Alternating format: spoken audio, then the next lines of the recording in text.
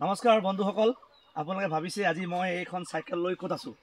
মই আছোঁ বৰ্তমান দিহিং পাটকাই নেশ্যনেল যি আমাৰ বনাঞ্চল, সেই বনাঞ্চলৰ এক অটব্য অৰণ্যৰ মাজত আছোঁ বৰ্তমান মই।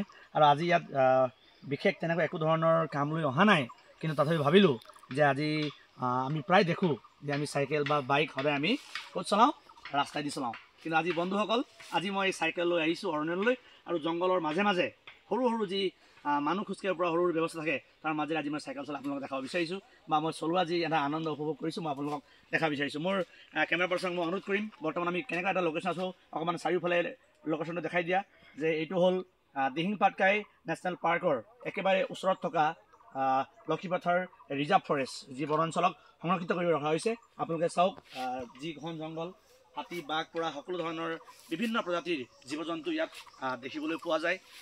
ভাগ্য ভাল যে এই পৰ্যন্ত আমি এইখিনি জীৱ জন্তু ইয়াত পৰিলক্ষিত হোৱা নাই। গতিকে বন্ধুসকল, বলক চাইকেল যাত্ৰাটো আৰম্ভ কৰোঁ।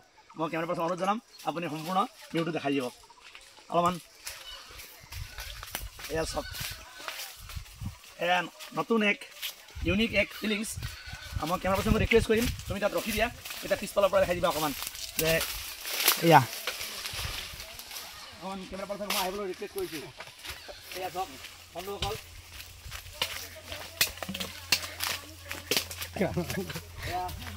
চাইকেল যাত্ৰা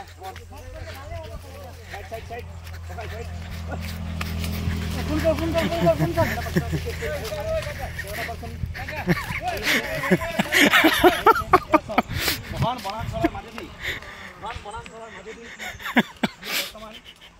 ওলালোহি মূল ঘাইপথলৈ।